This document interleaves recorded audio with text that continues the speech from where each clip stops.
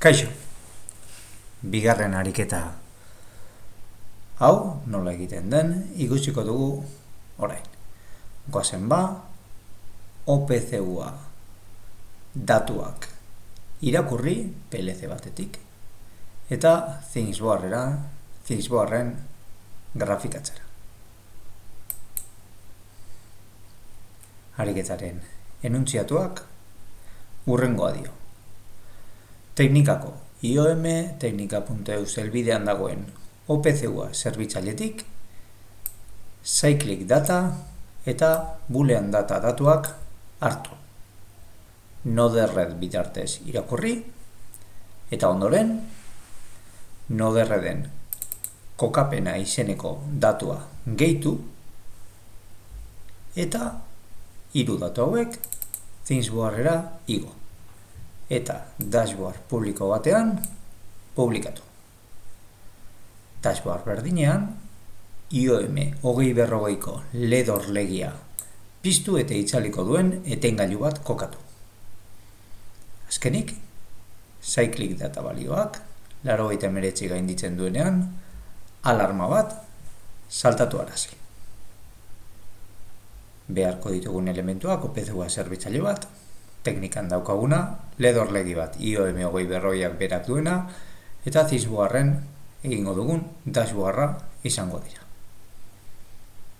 Gadoz, teknikako PLCko datuak hartu eta Thingsboarren grafikatuko ditu. Aldi berean, Thingsboarren etengailu bat izango dugu gure gatewayko LED berdea piztu eta itzaltzeko. Beraz, bi norantzatako komunikazioa izango dugu gatewaya edo gure makina eta lainoaren artean. Hurrengo arkitektura osatzen du gure ariketak. IOM teknika.eus helbidean, alegia teknikako eraikuntzan, OPCUaz bitartez, datuak zerbitzatzen dituen PLC bat daukagu. Zuek ikastetxe desberdinetan, zuen IOM-biana edo gatewayaren bitartez, OPCUA datu horiek irakurriko dituzue. Eta ondoren, Thingsboarreko cloudera edo lainora publikatuko dituzue.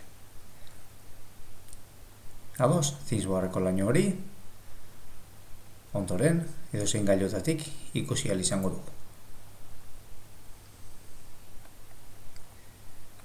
Programazioa nola egin, eta dashboarda nola egin, aztertuko dugu oraingoan. Ados, lehenik eta behin goazen gure OPCUA datu horiek, IOM teknika.eus atalean helbidean dauzkagun datu horiek aurkitzera. Hortarako, UA Expert aplikazioaren bitartez IOM teknika.eus 48/40 helbidean sartuko gara. Hor bai eta enkriptaziorik ez daukana aukeratu ez gerore ondo egingo digu. Eta baita enkriptazioa duenakin ere. Eta PLC zerbitzailean, boolean data eta cyclic data datuak aurkituko dituzue. Datu hauek denboran aldatuz doazen datu analogiko bat eta denboran aldatuz doan datu digital bat dira. Goazen ba hauek lainoan monitorizatzera. Oso garrantzitsua da hemen boolean datak bere nodea idia namespacea bi eta identifikatzailea bi dituela jakitea eta cyclic datak berriz namespacea bi eta identifikatzailea 7 dituela jakitea. Ondoren identifier type numerik eta boolean datan identifier type data type boolean, data type boolean izango ditu. Aurrerago, aztertuko ditu.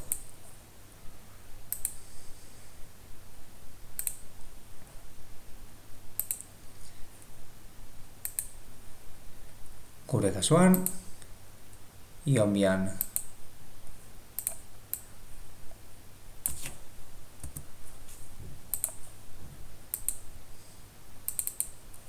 configuratorretik abiatuta kurtsoa 2022 zuen kasuan zuen gatewayko noderren sartu eta bigarrengo ariketa egin ahal izateko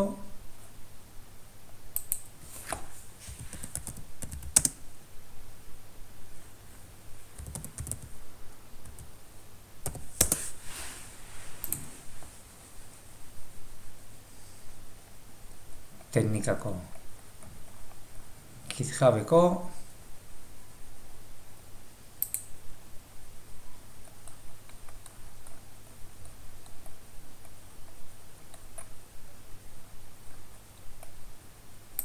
Node-RDko subflowetan OPC-ua handler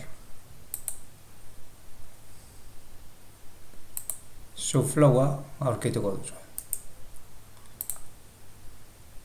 OPC-ua handler JSON jetxi subflow hau eta importatu.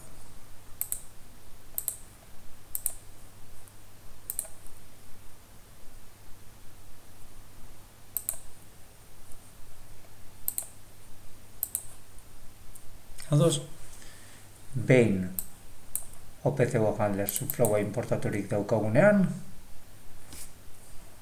hemen gure zerbitzailearen helbidea jarri beharko dugu, iom.teknika.eus.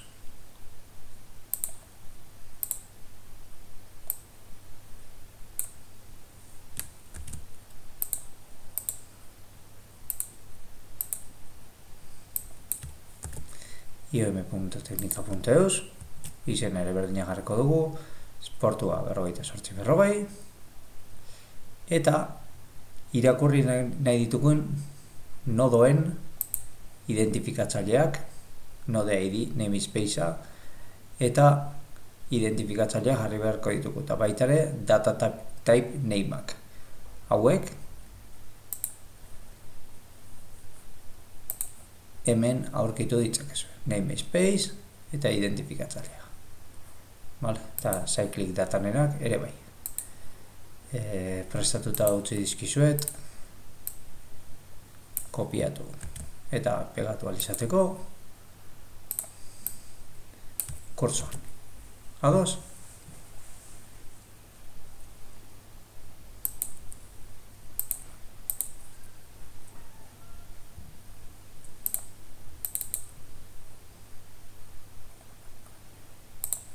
Beraz, listening bat egiten badugu,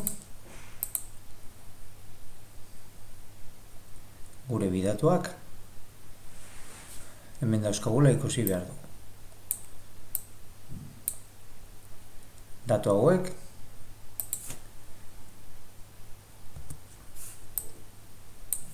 orain thingsboarrera igo beharko ditugu. Thingsboarrera igotzeko hemen hauten thingsboarteknika.eus helbidean, thingsboarteknika.eus 88-83, ahaztu gabe TLS konfigurazioa ahalbidetu eta baliatu. Ados? Update. Hemen ala ere, oraindikan device bat sortu beharra daukagu. Beraz, thingsboarreko gure erabiltzaileekin logeatu eta device bat sortuko dugu.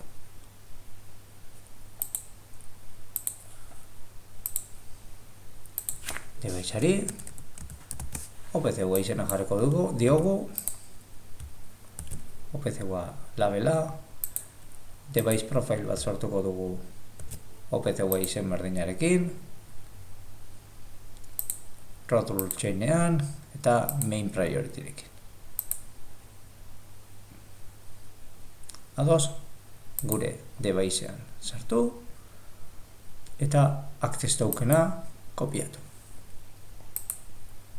Orain, access token hori security atalean usernameen itxatzi. Ados, hemen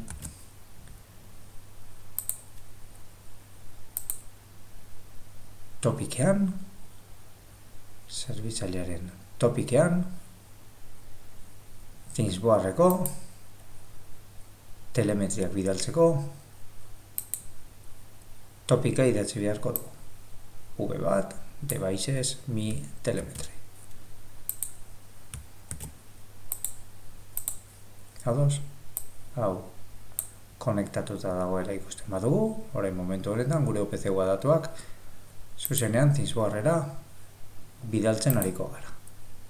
Hori, ikusteko, latest telemetrian sartu, eta gure boolean data, cyclic data iristen ari direla ikusiko dugu.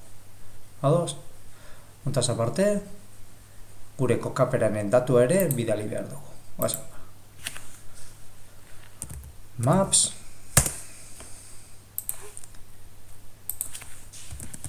teknika aurkitu, mira, gaizkidatzitare ondo jarri zait. Eta bere GPS koordenadak kopiatu. Eta koordenada horiek injektatu egingo ditu. JSON bat sortu, eta JSON hortan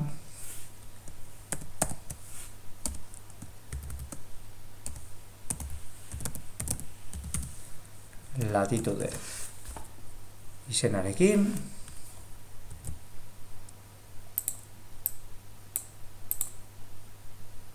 latitudea eta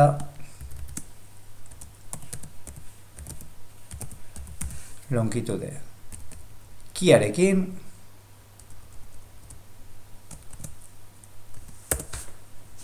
longitudea bidaliko ditugu.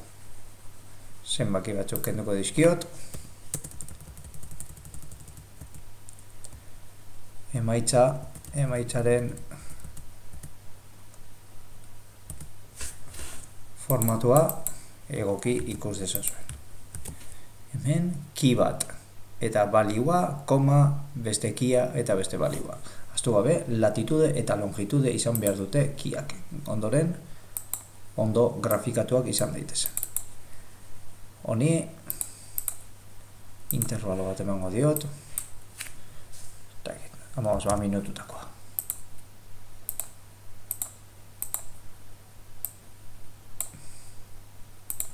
Eta gutxienez behin injektatuko dut. Latitude eta longitude datuak ere iritsi dira. Estatikoak dira eta teknikaren GPS datuak koordenatuak emango dizkigute. Ados ba, dagoeneko lortu dugu datuak gure ThingsBoarren telemetriak ikustea. Ados, orain goazen ThingsBoarren datu horiekin dashboarra egitera eta dashboarreko etengailutik leda pizteko atala osatzera. Lehenik eta behin, dashboard bat sortuko du. Dashboardari ere OPC-a izena jarriko digu.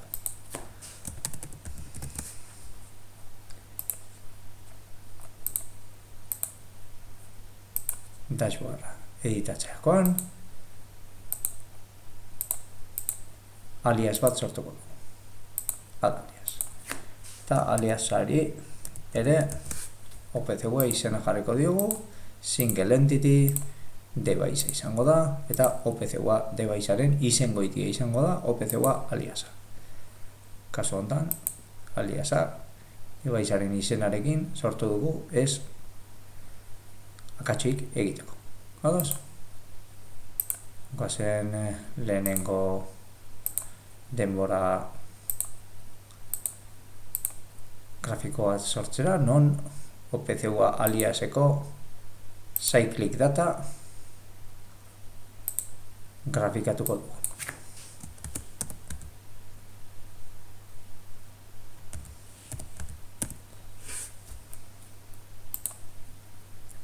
Ados? Data ziklikoa.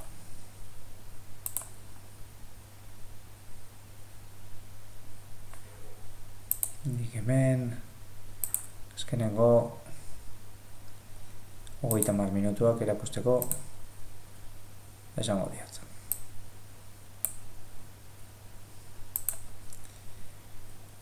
Ados ba. Eta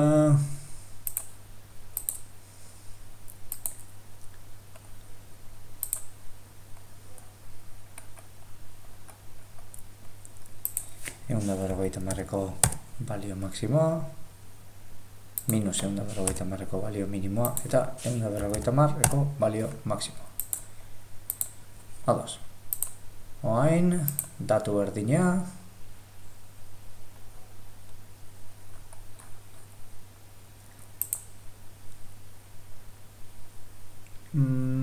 abiadura itxurako malguki grafikoan adieraziko du.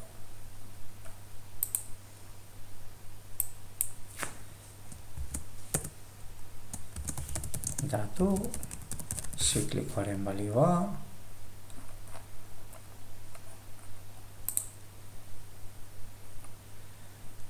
minimum balio eunekoa da, minus eun, eta maximum balio eunekoa. Graduak berdin utzi, eta hemen koloreak ere pixka bat alda genitzake.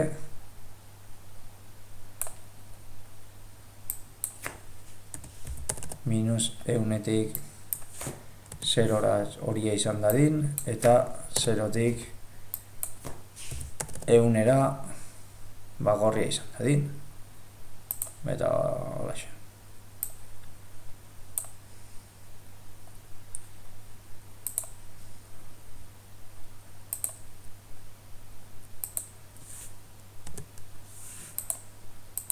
Datu flotanterik gabe.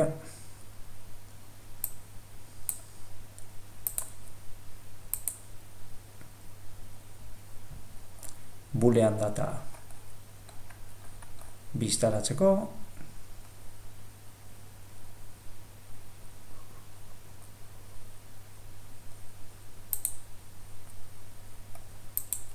LED indikatzaile bat biztaratuko dugu. Datu boolearra,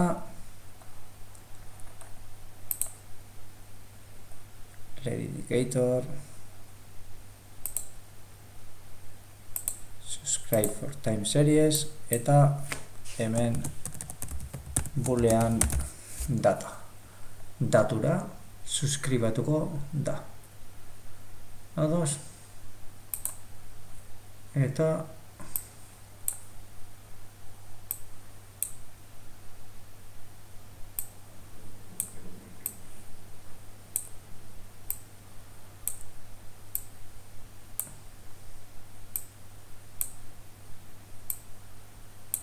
LED indikatzaile hau ondo bidean boolean datarekin piztu eta itzatuko zaigu. Goazen GPS datuak biztaratzera, beraz OPC-a aliaseko latitude eta longitude datuak hartuko ditugu. Settingsera etorri, kokapena dela esan, eta teknikan kokatua behar genuke, gure momentuko kokapena. Ados? Horrengoz behintzat,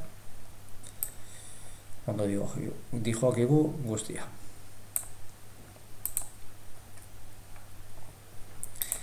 Pixka bat igo dut. Ados. Horrengoz behintzat, primera. Goazen gure switcha jartzera, gehidueiko LED berdea kontrolatuko duen switcha konektatzera. Hortarako, control widgetetan, switch control widgeta hartuko dugu. Slider tugela ere hartu genezake, eta round switcha ere bai. Nahi badu norbaitek proba egin, horiek ere balio dute RPC deiak egiteko hemen. RPC call, eta RPC call. Berdin egingo lirateke. Ze alias erabiliko dugu, OPC-a. Vale, hagunei LED izena jarriko diogu. LEDa kontrolatuko duela argi izateko. Eta hemen aukera desberdinak erabili genitzake eta gehiena funtzionatuko ditute, guk ez bai dugu bueltan erantzunik behar. Beraz, momentuz don't retrieve jarriko dut. Ez detelako behin LEDa piztutzetenean, beste nunbaitetik LED hori piztuko baldin manuke, aldagai hori, ez nuke beharrik izango etengailu hau automatikoki piztuta itzaltzeko. Ze etengailuak LEDa piztuko du, baina ez da inoiz alderantziz izango LEDa pizteak ez du etengailu hau aktibatu edo desaktibatuko. Beraz, ez dugu retrieve edo erantzunik behar, baina behar izango bagenduke, hauetako edo zein balio erabiliko genuke. Vale. Normalean, subscribe to time serieko aldagai bat bada. Orain arte, ala egin dugu behintzat. Ados, goazen don't retrieve erabiltzea, eta hemen jarri beharko genuke, don't retrieve erabiliko ez baginuke, eta time series subscribe bat egin bagenuke, bertako aldagaiaren izena. Demagun, aldagai horrek, LED izena duela, LEDa kontrolatzen duen aldagaia. Baina ikusiko dugu, ez dugula beharrikan izango. Ados? Switch control. Hor daukau. OPC-a.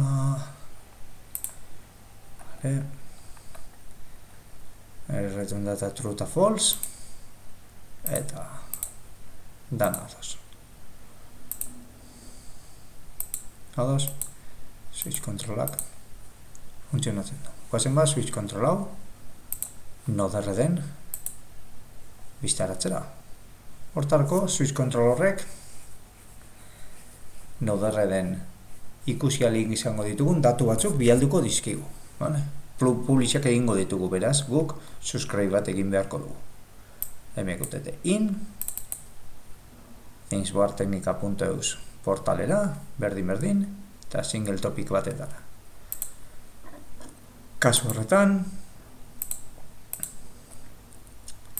guk topik honetara egin beharko dugu gure arpidetza. Weba devices mi RTP request plus. Hau guztiak, badauzkazue. Brokerra, thingsbartechnica.eus dakau, eta security honek device berdinera apuntatzen du, beraz. Horrengoz, berdin. Eta guazen,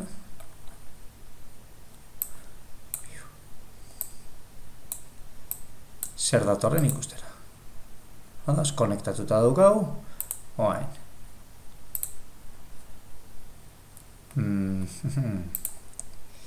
Hemen gaude, behin piztu eta behin itzaltzen badeu,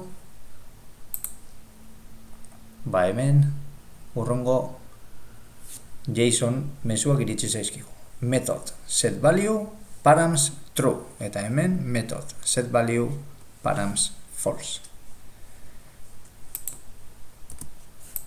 datu hauek, true eta false datu hauek, ledari pasatzeko, leda honekin piztutzeko eta honekin leda itzaltzeko, lehenik eta behin, datu hauek, string bezala dauden datu hauek, JSON bihurtu behar ditugu. Eta hori hemen txekat. Hau, noda hau egia esan, nahiko marabillosoa da, ikusiko zue, string motako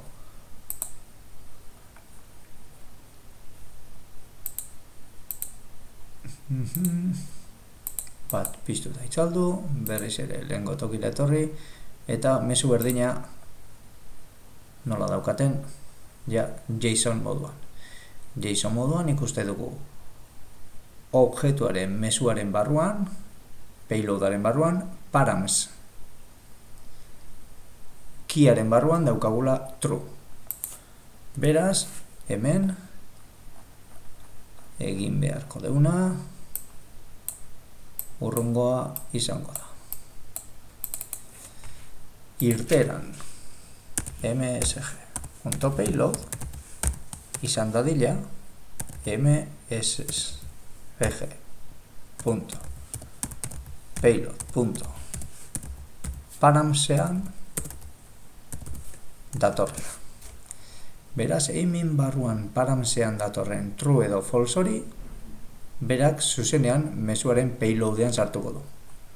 Aurretik, mezuaren payloadaren barruan dagoen params keyan datorren datua. Ados? Params ontako datua zuzenean mezuaren payloadean sartzen du. Honi deituko dio payload.params to payload.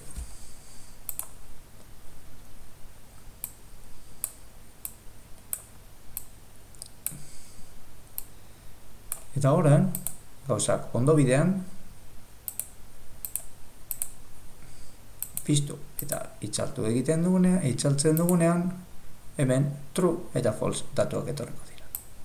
Hauek, orain bai, zuzenean, ledera bialtzi ditzazkegu eta leda piztu eta itzaldu ingo da. GPIOetan,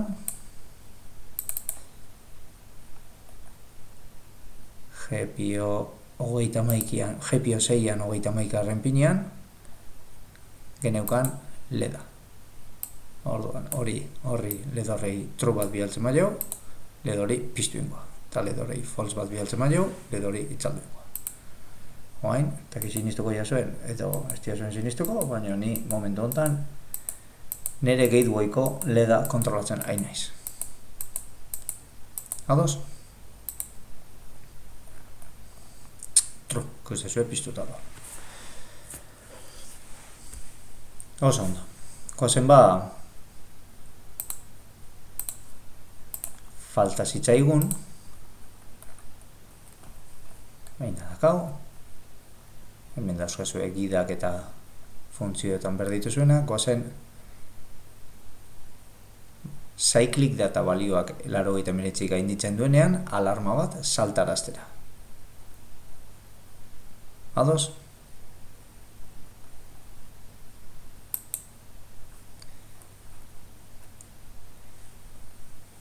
Gure dashboardean, hemen saltatu dezala alarmak, balio honek 89 pasatzen duenean. Hori, deviceetan, device profileetan egin beharko du. Gure deviceak OPC-a device izena du, baina bere device profileak OPC-a izena du. Beraz, device profile hortan sartu, eta alarm rules editatu beharko du. Gehitu alarm rules bat, eta esan alarma deituko diogu, eta kondizioak deituko dizkiogu. Lehenik eta behin, ze daturi gehituko diogun alarma izango da. Cyclic data eta numerikoa. Eta alarma noiz saltatzen nahi dugu. Greater or equal 89. 89 iristeanean eunean dagonean, saltatuko du alarmak. Eta noiz alarma gelditzea nahi dugun, jarri behar dugu orain. Add clear condition, key filter berdina, time serietan dagoen cyclic data, numerikoa, eta less than 89. Ados, save. Alarmaren nondik norako hemen ikusiko ditugu, eta ados gaudela esango digu. Barkatu, alarma hori, advanced settingstan,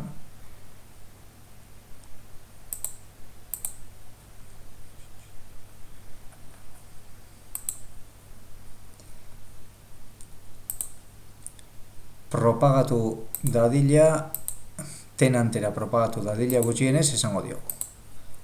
Ados, orain, behan, dashboardetara etorriaz gero, dashboarda iriki, eta alarman widgeta editatuko du. OPC-a aliasean, ze ordutan alarma egin den, nork egin duen, severity-a kendu egingo diogu, estatusa bai,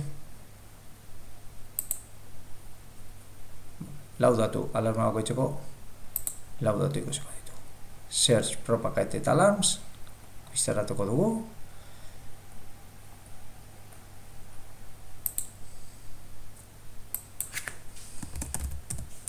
alarmak deituko diogu. Eta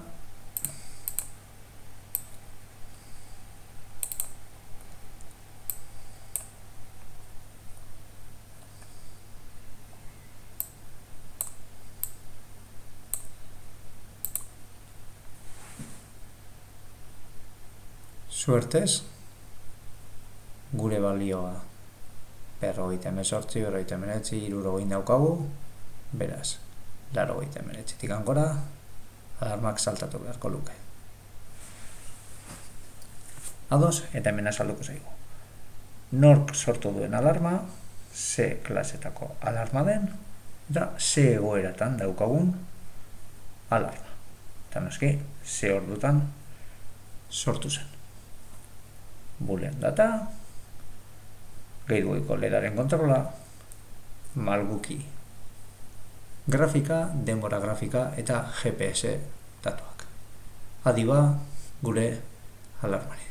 Tak, saltatu du alarmak eta alarman datuak hemen azaltzen zaizkigu eta gordeta geratuko zaizkigu. Ados, alarma hori oain ja cleared edo garbitua dago, beha autogarbitu da, eta analog LED jartzen du. Gu ez garala oain konturatu. Honi eman ezkeo, jakitun garela esango dio. Cleared. Ados, baina alarma hau ez da inoiz galtzen. Pasada eta devicearen memorian gordeta gelditzen da.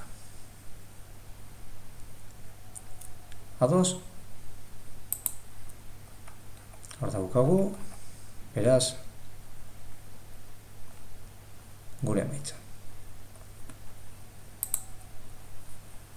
Grafiko hau eta dashboard hau publiko egiteko, device-era etorri, device hau publiko egin, eta dashboard etorri, eta dashboard hau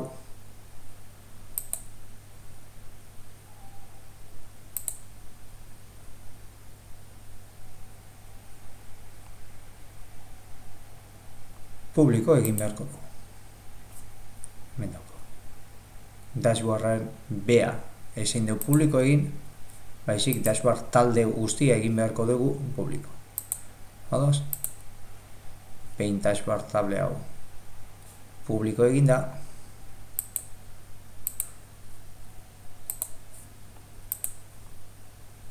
hemen daukagu dashboardenen helbide publikoa.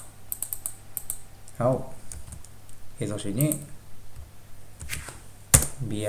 biraldi esaiokegu eta beak ondoreko dashboarda izango du. Odos? Handikan alarmak loadin edo kargatzen nahi dira. Odos? Hor dazko. Primeran, eskerrik asko.